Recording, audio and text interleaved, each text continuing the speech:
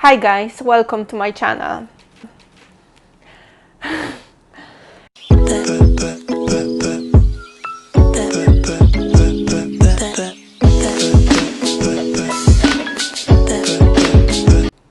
So, following the tragic event that happened last week in the United States, I was looking for some information regarding the racism, and I was scrolling down my Instagram feed, and this is what outraged me. And this is not what you think it is.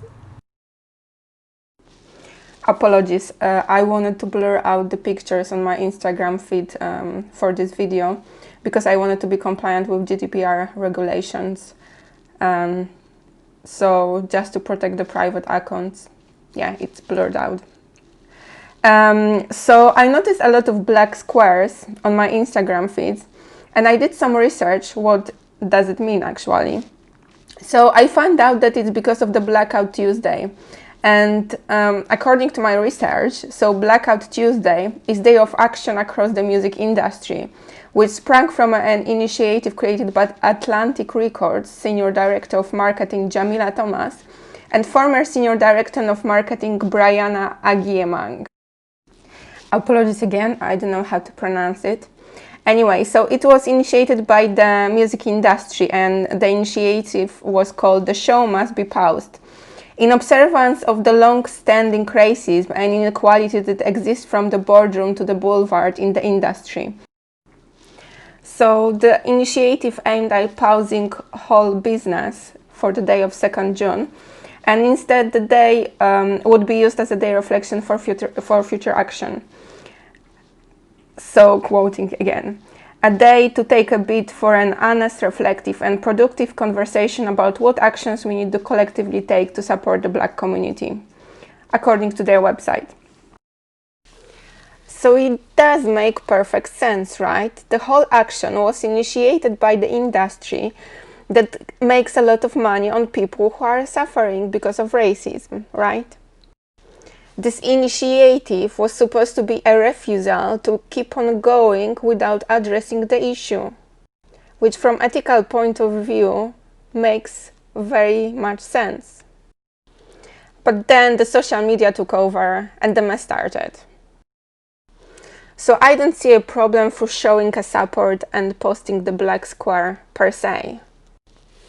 What I'm baffled about is the either you're with us or against us approach. So whenever there was no black square, for example, there is like influencer that posted her picture of herself on the day instead of black square with supportive commentary.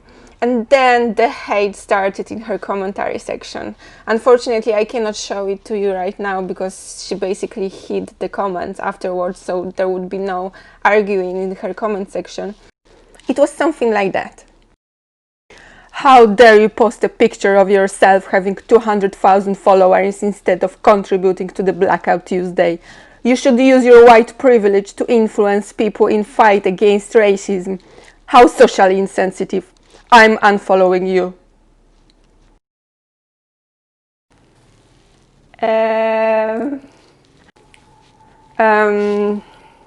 I mean, where should I even start to comment about that?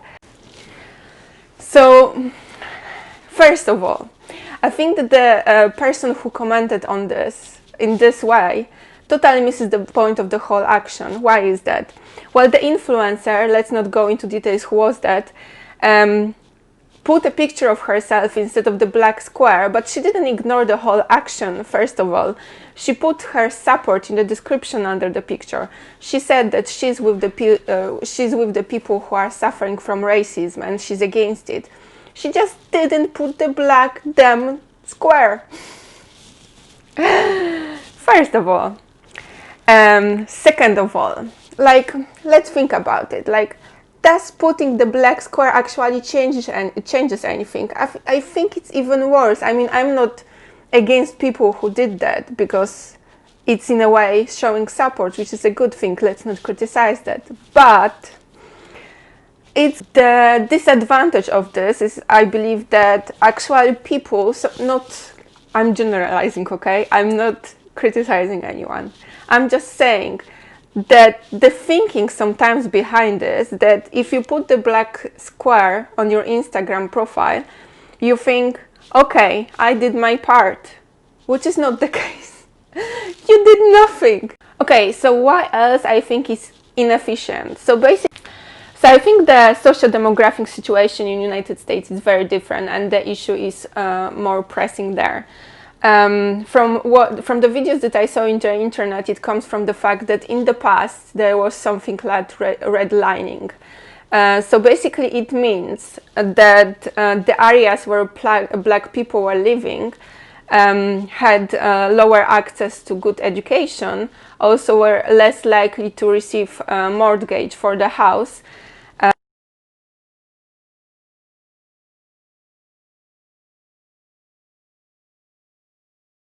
So I do understand it's a huge issue. I mean, we shouldn't judge people by the color of their skin, or like how they look like, or like their background generally, but what kind of people they are.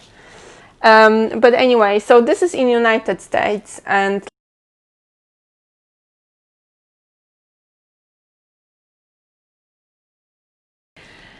so this is another point that I wanted to discuss. So with this comment, the white privileged girl, right? So I am white. Does it mean that I'm privileged?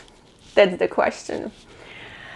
So let's think about it. So I'm Polish. I was born and raised in Poland. I have education in Poland. And I got everything because I did hard work.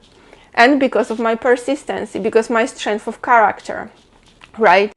So, because of my hard work, not because of my color of the skin or wealthy parents, because yes, I'm white, but I don't have wealthy parents, and I didn't have much support, yeah? Okay, let's go further. So, because of this, I managed to live in France, in the Netherlands, and now I've been in UK for 6 years now, and I'm doing career in banking. So just to show you that sometimes Eastern Europeans are treated worse than black people, so I gave you some anecdote. So when I was living in the Netherlands, I went with my black friend to the tax office, because in the end of our internship we were supposed to claim the tax back, and she wasn't discriminated because of her skin color, but I was bluntly told that I will have problems with the tax return because I'm Polish. So yes, I was discriminated because of my nationality. Also, you can see on example of Brexit, basically that Eastern Europeans are not always welcome in UK.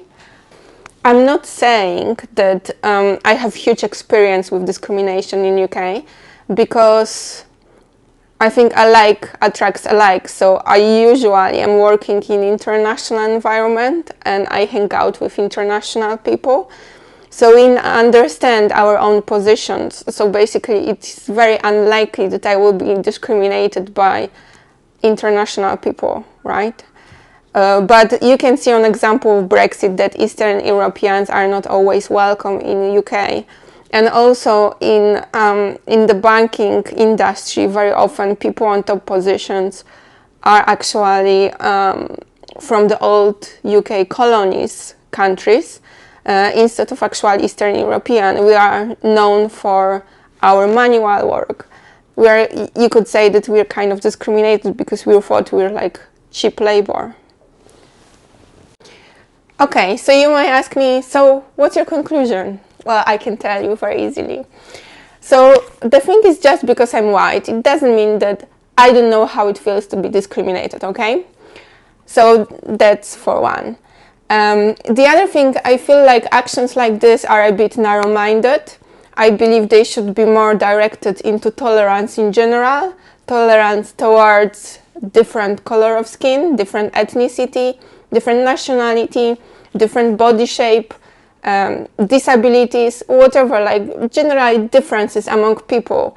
We do have them, we are different, and it's okay. Just because someone is black, it shouldn't be taboo. I mean, it's just a skin color. It shouldn't be associated with like a good or a bad thing. Okay, another thing that I wanted to point out, I promise I'm almost done with this video. is the political correctness.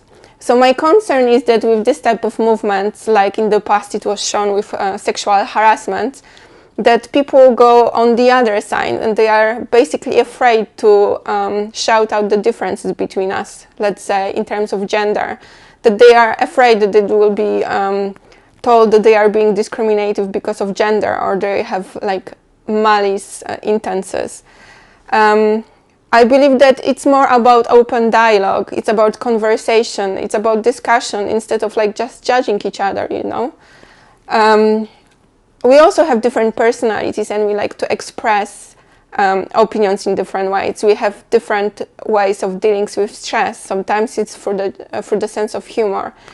So my point is not to go overboard with also racism or any kind of discrimination, because I believe like actions like this are kind of pointing out the faults instead of directing the correct way of doing things right. I believe that instead of posting on social media, we should generally just, you know, dive into our souls and actually think, do we have any bias towards any other people?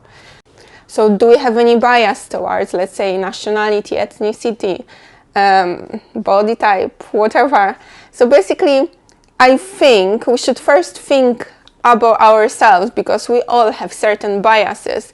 The question is whether they are justified, whether they are still applicable, and can we do something about them? Simple as that, really. And then we can focus on other people, and then we can try to educate others. Just a thought. So now feel free to put all your comments in the section below. Bye!